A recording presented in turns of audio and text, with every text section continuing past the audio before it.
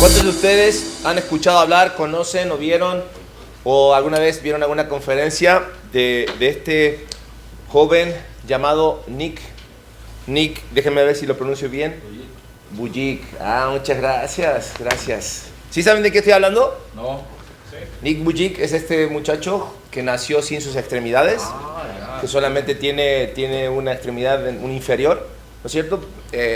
Con una vida traumática en el sentido de pues nacer así.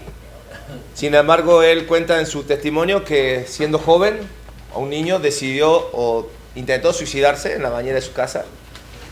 Y fue ahí donde su vida empezó a cobrar sentido, porque Cristo llegó a su vida y desde ese momento se transformó a través de su vida en un testimonio vivo de lo que Dios puede hacer a pesar de las dificultades que enfrentamos. Y entonces él viaja por el mundo dando conferencias. Pero en el año 2017, él y su ministerio fueron acusados públicamente de mal administrar fondos. Entonces esto hizo que su organización saliera a defender y a pedir pruebas acerca de estas acusaciones. Pasaron 2 años y en el 2019 los tribunales desestimaron la demanda al no presentarse ninguna prueba de lo cual lo estaban acusando. Ahora, durante este proceso, Nick declaró que su confianza ante estas acusaciones falsas estaban puestas en Dios y que realmente la opinión pública no iba a hacer o afectar, o sí podía afectar su popularidad, pero no iba a permitir que afectara su integridad. Y una vez que él reconoció esto, la verdad salió a la luz sin que él tuviera que comprometer su testimonio cristiano. Porque muchas veces, y quizás algunos de los que estamos aquí, hemos sido acusados falsamente, ¿no? Y quizás todavía algunos estén metidos en broncas, ¿no? Si eres patrón, si eres empleado, si eres ex esposo, ¿me entiendes? La situación en la que vive, eres ex amigo, ¿no?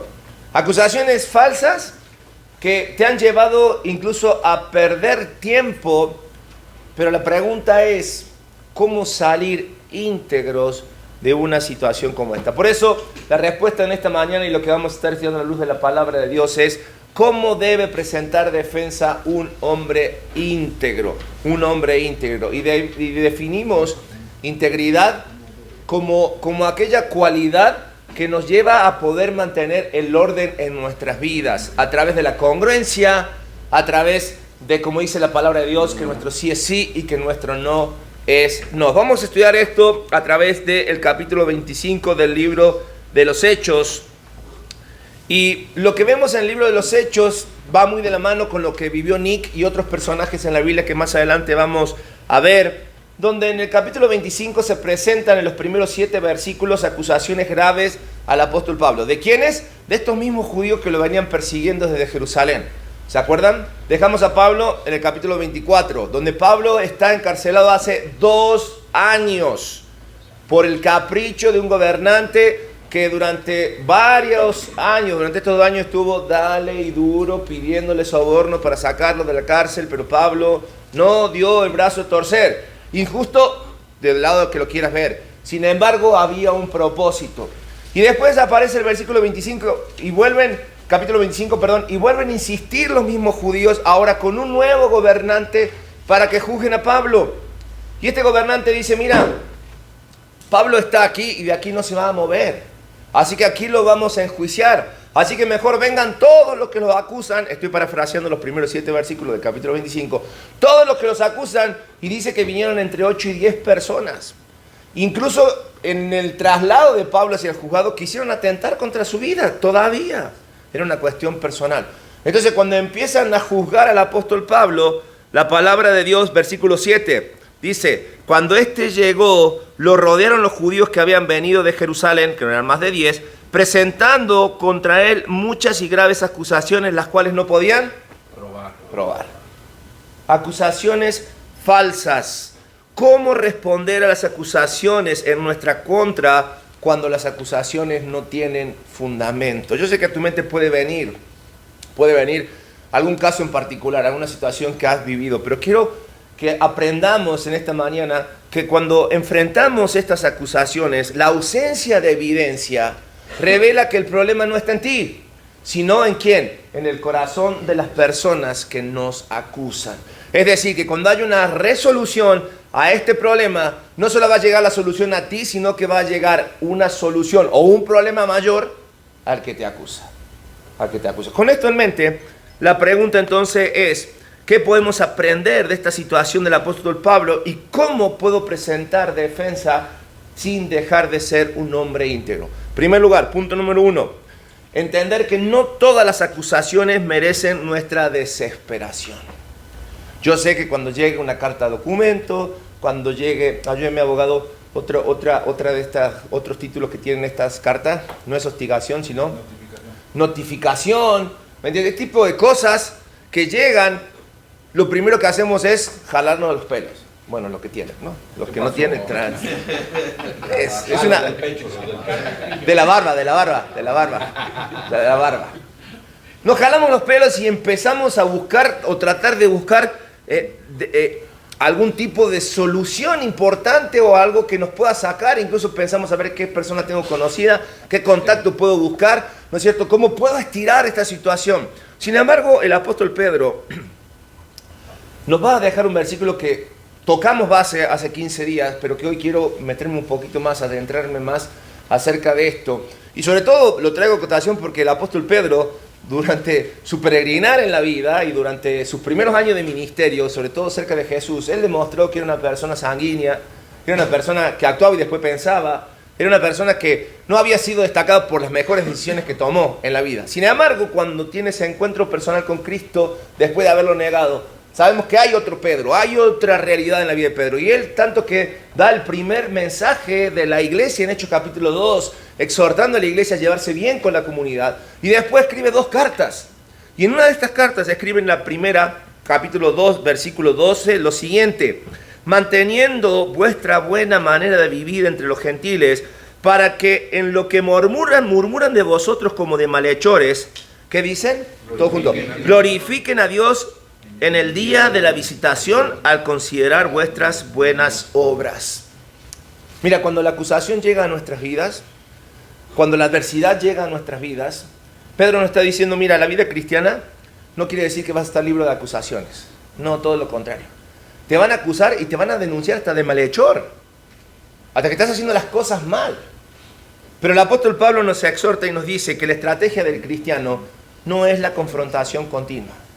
No podemos prestarnos a estar en una confrontación continua y constante, sino que debemos mostrar una conducta irreprochable. Y no solamente en el momento del problema, sino continuamente. Continuamente. Trato de pensar en los ejemplos y definitivamente no puedo ir a otro que a Cristo. Si alguien fue acusado injustamente, si alguien fue señalado injustamente, fue Cristo. Y creo que Pablo, si algo lo sostenía para no reaccionar, porque vimos que Pablo, ¿qué necesidad tenía de pasar todo lo que estaba pasando? Pablo, también conocido como Saulo, había sido un hombre de vida, un hombre con muchos privilegios, te puedo asegurar que con muchos contactos, con muchos conocidos, pero cuando Cristo llega a su vida, las cosas cambian y ahora su total dependencia es en y por Cristo. El propósito de su vida era Cristo. Y no necesariamente las cosas le iban bien o como él esperaba.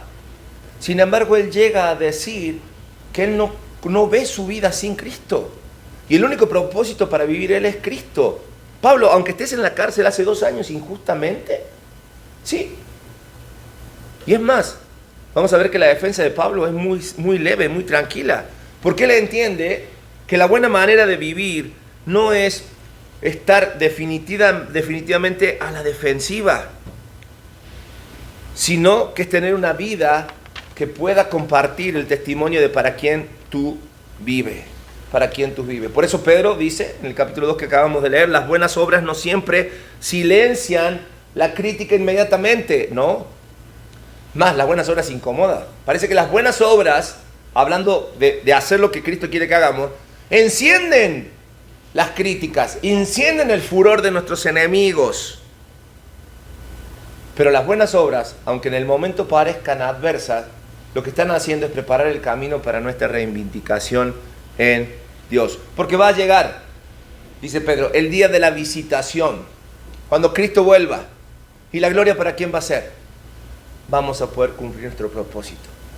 Que mi sufrir, y lo digo entre comillas, en este mundo no sea otra cosa más que cambiado en el día de la visitación por la gloria a nuestro Dios. Por eso vemos que Pablo no entra en pánico, por eso vemos que Pablo no se descompone, permanece firme. Pablo vive consciente de su integridad y de la verdad, que no necesita exageración. Él no necesita exagerar lo que realmente está viviendo. Nosotros debemos aprender de esta situación, amados, que no toda acusación es una señal de culpa hacia nosotros. Porque si tú eres un hombre íntegro, vas a descansar en tu conciencia que está limpia, aunque otros digan lo contrario. Y no entremos en la desesperación, porque lo que busca la desesperación es debilitar nuestra defensa. Fíjate lo que dice Proverbios capítulo 11, versículo 3. ¿Alguien que me lo lea en voz alta, por favor? Proverbios 11, 3. La integridad de los rectos las encaminará para destruir a los pecadores la perversidad de ellos. Fíjate, la integridad de los rectos los encaminará. ¿Sí? Es decir, si yo busco la congruencia en mi vida, el orden, voy a estar, ¿qué dice? Encaminado. Voy a andar por donde debo andar. Sin embargo, los pecadores van a ser destruidos por su perversidad. Es decir, si yo me alineo a este mundo perverso, pecador, corrupto, oscuro, dice que el fin va a ser pérdida. Sin embargo, si entiendo que andar en integridad me lleva a confrontar este mundo, dice que voy a andar por el camino correcto. Eso es encaminar. Por tanto, cuando hablamos de integridad, no solo la integridad define lo que somos, sino que también la integridad define hacia dónde vamos. Y cuando pensamos en integridad, pensamos, varones, entonces, en identidad. El hombre íntegro, el hombre recto, no necesita astucia para avanzar. ¿Por qué? Porque dice que cuando anda en integridad, encamina su andar con seguridad. Con seguridad.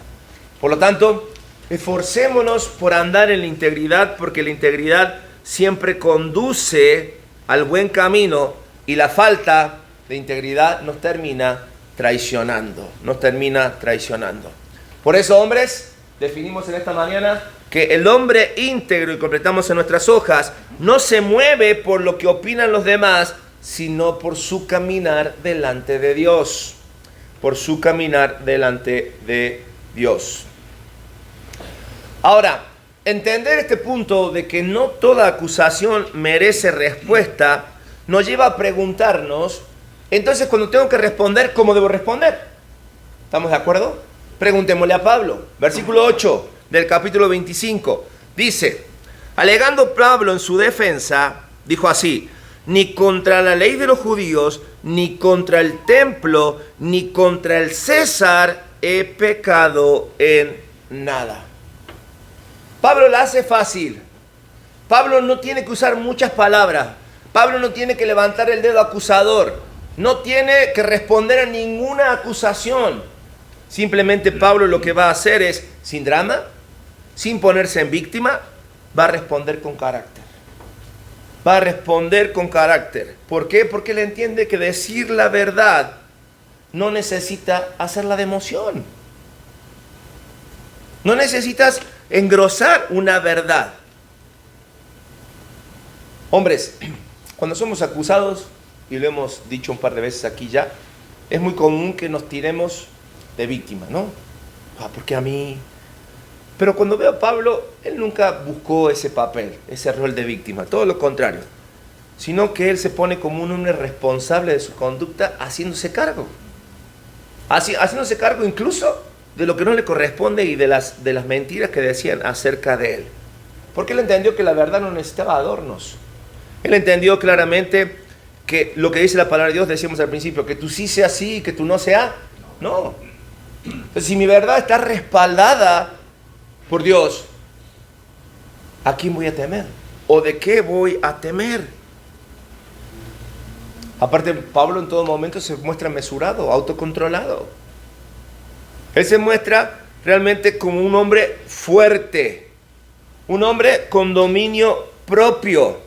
¿Por qué? Porque cada uno de nosotros debe entender que cuando queremos defendernos con integridad, punto número 2, debemos responder con verdad, con dominio propio y con dignidad.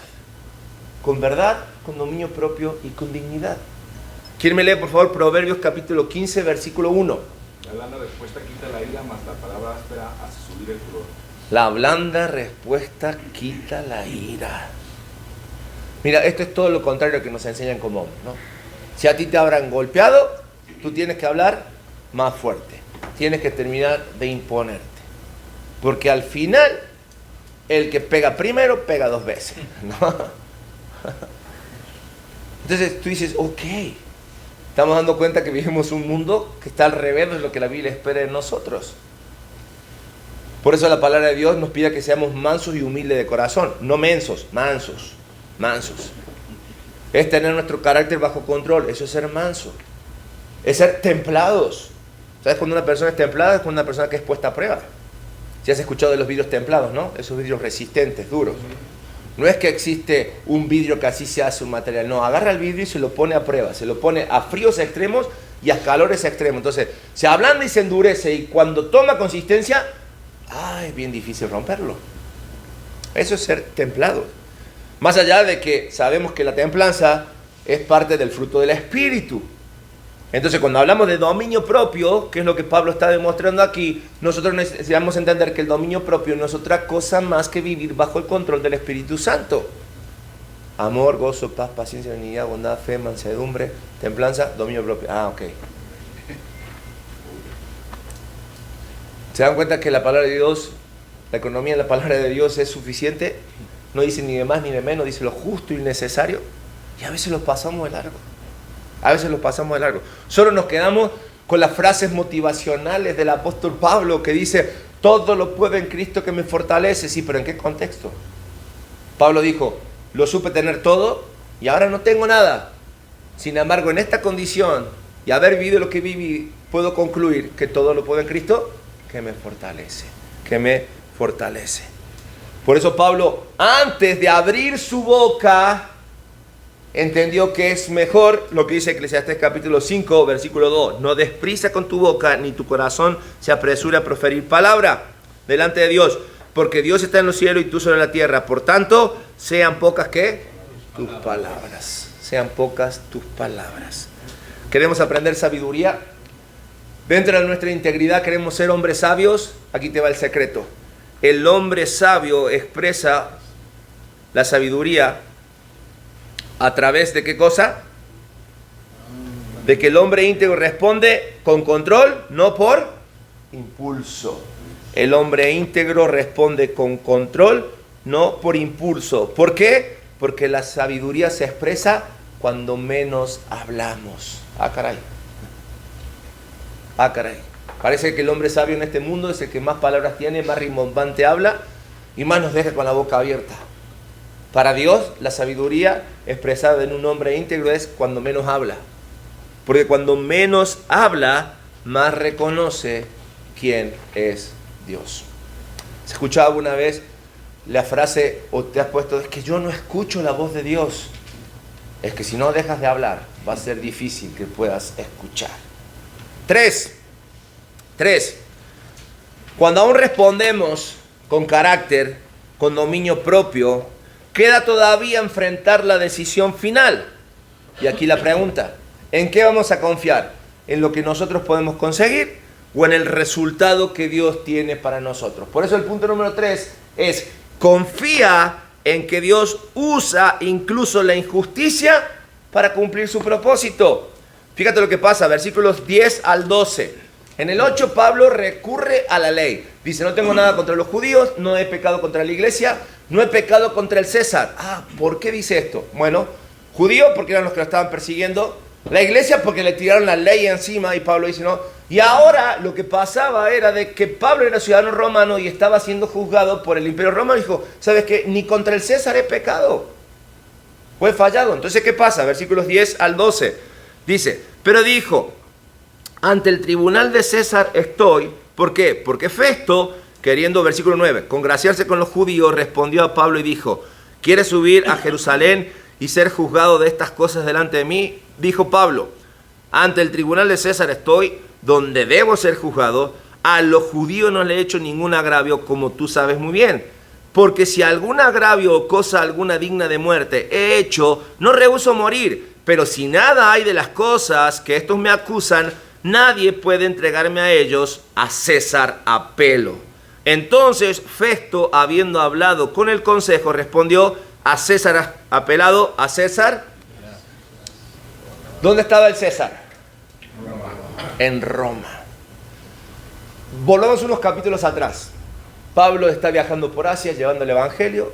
Se levanta una mañana y dice, quiero ir a Roma. Dijo, no, quiero ir a Jerusalén. Dijo, no, ¿a qué vas a Jerusalén?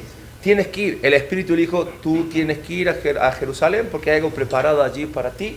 Entonces, por más que le dijeron, te van a golpear, te van a acusar, te van a... todo lo que le pasó, le dijo, pero el objetivo final de Dios para con Pablo era que Pablo llegara ¿a dónde? A Roma. A Roma. Porque su misión y su llamado había sido ¿para qué? Para los gentiles. Y él tenía que meterse en la mera meca de toda la situación. Entonces a Roma va a llegar Pablo.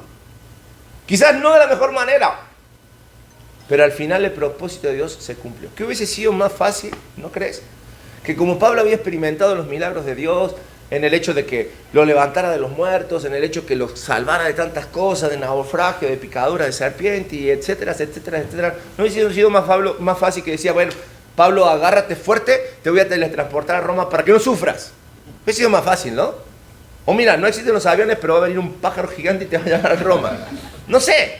O te voy a llevar directamente a Roma en un barco sin problema. No le pongamos fantasía. ¿Cómo dice? Pero no. Había un propósito divino en todo esto. Había cosas que pulir en la vida del apóstol Pablo. Había cosas que trabajar en la vida del apóstol Pablo. Por eso, cuando nosotros pensamos en nuestra situación, en las cosas que pasan, a las cuales escapan a nuestro control, escapan a nuestra comodidad, nos olvidamos de que hay un propósito divino detrás de todo esto. Porque Dios es el que está obrando, hombres, aún cuando somos tratados injustamente. Esa es la realidad en la vida del apóstol Pablo. Lo que para Pablo pareciera una amenaza, ir al César, no es otra cosa más que cumplir con el propósito de Dios, llevarlo a Roma. Y qué curioso, porque Pablo va a escribir una carta a los romanos después. Y hay un versículo que quizás muchos de nosotros conozcamos, Romanos capítulo 8, versículo 28. ¿Qué dice? ¿Alguien que lee en voz alta? Y sabemos que a los que aman a Dios, todas las cosas le ayudan a bien.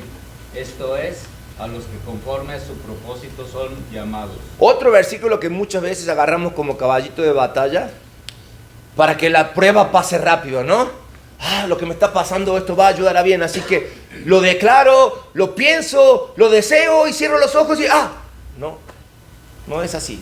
La palabra de Dios nos está diciendo en Romanos 8, 28, está claramente diciendo que la vida para el cristiano no va a ser buena en este plano. Está diciendo claramente que Dios va a utilizar incluso eso difícil, injusto y doloroso para producir el bien en nuestras vidas. Con un condicional muy grande al final. ¿Para quién? Para los que aman su venida.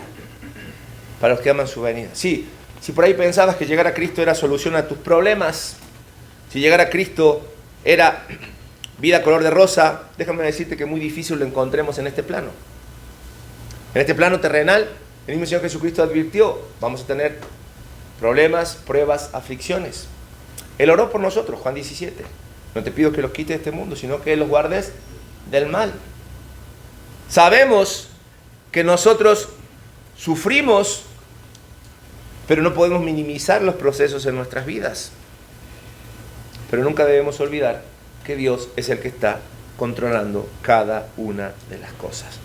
Por eso la próxima vez que te enfrentes a un conflicto laboral, un conflicto familiar, acusaciones injustas o decisiones que no salen como tú lo esperabas, este texto, Romanos capítulo 8, versículo 28, te invita a seguir siendo fiel a Dios, a no rendirte, a no tomar los atajos que el mundo te ofrece. Así estamos, como estamos, porque el hombre al principio tomó el atajo que Satanás le ofreció, ¿no?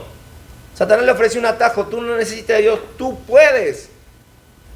Y por eso estamos como estamos. Y como Satanás de ingenio no tiene nada, sino que sobre la prueba va, y como sabe que aquello le funcionó, hoy sigue ofreciéndote que tú no muerdas el anzuelo, sino que le des un mordisco al fruto. Toma el atajo. Toma el atajo. El bien que Dios produce muchas veces no es una comodidad inmediata en nuestras vidas. El bien que Dios produce en nuestra vida es carácter, es madurez, es dirección. Y si leemos una vez más Romanos 8:28, vamos a ver que es confiar en que Dios está trabajando, aunque el proceso sea incómodo en nuestras vidas. Algo sí nos debe quedar muy claro para no quedarnos como víctima, y es que la injusticia humana no anula la sabiduría, la soberanía divina. Vuelvo a repetir, la injusticia humana no anula la soberanía divina. Otro ejemplo que me encanta en la Biblia, hablamos de Nick, estamos viendo a Pablo, pero hay un ejemplo muy particular de injusticia en la vida al cual me gusta mucho, que es José. ¿Se acuerdan de la vida de José? Un joven deseado, un hijo deseado que nomás no llegaba. Y cuando llega, típico, ¿no? Malcriado, consentido, todos los defectos que tú le quieras ver a la crianza de un padre que por muchos años esperó a su hijo. Obviamente que eso encendió el enojo, el furor, los celos de sus hermanos, y terminan tomando la decisión que terminan tomando, vendiéndolo como esclavo, haciéndole creer a su papá que había muerto. Todo este dolor queda en el corazón del padre, toda esta carga de conciencia queda en la mente de sus hijos, de sus hermanos, al punto que se pelean entre ellos, porque unos sí, otros no. Pero está José, mientras tanto, olvidado en Egipto. Y José no la pasa bien en Egipto, aunque la palabra de Dios una y otra vez dice que José hallaba gracia delante de los ojos de los hombres por causa de Dios, ¿sí? Nunca vemos que José se queja, nunca vemos que José dice absolutamente nada. Y mira que, aparte de ser vendido injustamente, por no acceder a los deseos de las personas, en este caso la mujer de su jefe, es metido a la cárcel, y ahí es olvidado, aunque él ayuda a personas a salir de la cárcel, hasta que Dios tiene un tiempo perfecto para él. Y ese tiempo perfecto hace que José luego aparezca en la historia otra vez, y ahora ya no como el hermano menor que no tiene nada que ofrecer, sino como el segundo al mando. Porque dice la Biblia que estaba el faraón y después estaba él, el superministro de Egipto. El que Dios le había revelado que iba a haber años de abundancia, pero también había haber años malos. Entonces José, guiado por la sabiduría divina, hizo de Egipto los Estados Unidos de Egipto. Hizo el Fondo Monetario de Egipto, ¿me entiendes? Todos los que tenían necesidad iban ¿a dónde? A Egipto. Y el que decidía sobre la vida de todos era José. Pero tú ves la historia de José y dice, pura injusticia. Vendido, metido en la cárcel por mentiras, olvidado. Pero llega un momento en el que José tiene la oportunidad de tomar el sartén por el mango y hacer justicia. Porque ¿quién llega a Egipto? Sus hermanos. Y José los reconoce al toque. Y si hubiese sido yo, mira, el colmillo se me empieza a crecer así y dice, y acá soy. Ni siquiera saben quién soy, ni se dieron cuenta. Tengo una por una anotadas todas las que me hicieron pagar. Todas las que me hicieron pagar. Osa hacer algo y se arrepiente durísimo. Pero cuando viene toda su familia y están sus hermanos en aquel lugar, José entiende cuál era el propósito por el cual Dios lo había llevado a Egipto. Y en el capítulo 50 de Génesis, versículo 20, hablando con su gente, dice, vosotros pensasteis mal contra mí, mas Dios, ¿qué? Lo encaminó a bien, para hacer lo que vemos hoy, para mantener en vida a mucho pueblo, a mucho pueblo. Pero Claramente José entendió que su propósito no era la venganza. Que su propósito era, porque después de esto introduce José a su familia, esta familia de la cual iba a venir el pueblo de Israel, la cual iba a crecer, iba a aprender el oficio de ser pueblo y iba a estar ahí por 400 años, al principio en armonía, y después Dios lo tenía que sacar, entonces lo tenía que poner incómodo. Pero mira, así como Dios no libró inmediatamente a José de la injusticia, ni a Pablo del juicio, incluso el ejemplo de Nick que vimos al principio le hizo pasar 2 años de ansiedad, muestra el propósito. Para José, una nación grande; para Pablo, ir a Roma. Para ti, ¿cuál es el propósito? Cuando las acusaciones piensas que buscan destruirte, Dios está convirtiendo todo eso en el posicionamiento que luego va a caer o mostrar que Dios tiene algo mucho mayor para ti. Mucho mayor para ti. Él quiere elevar tu propósito. Y cuando llegan esas situaciones en nuestras vidas, es para sacarnos de nuestra zona de confort. ¿Por qué Dios no limpia nuestra imagen inmediatamente? Porque Él busca realmente afirmar nuestro llamado. ¿Por qué Dios nos quita la injusticia de mi vida? Porque Él nos quiere mover a un estadio de mayor responsabilidad, a un lugar de mayor influencia, a una mayor madurez. ¿Por qué no Dios le da explicación a los demás de mis injusticias? Porque Dios quiere confirmártelo a ti y que tú puedas vivirlo delante de Él. En resumen, Dios defiende al hombre íntegro, no solamente para protegerlo, sino para promoverlo en su propósito de vida. Por eso, como hombres maduros, necesitamos aprender a preguntar. Necesitamos aprender a preguntar, ¿qué quiere Dios conducirme con esto o producir con esto? En lugar de decir, ¿por qué a mí? ¿Por qué me pasa esto? El hombre íntegro, completamos en nuestras hojas, el hombre íntegro confía su reputación a Dios y camina en el propósito de Dios, en su propósito. Es decir, nuestra reputación, amados, está en manos de Dios y el propósito va delante de cada uno de nosotros. Conclusión de Hechos capítulo 25 para nuestras vidas. La conclusión podría ser que este capítulo nos enseña que la verdadera defensa del hombre de Dios no es la agresión, sino la integridad. Andar en integridad. Y cuando las acusaciones llegan a nuestras vidas, no perdemos la calma. No perdamos la calma.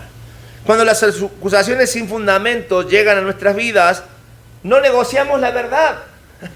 No se negocia la verdad, no hay forma. Porque después la verdad dice que nos hará libres. Libres. Y no tomamos justicia por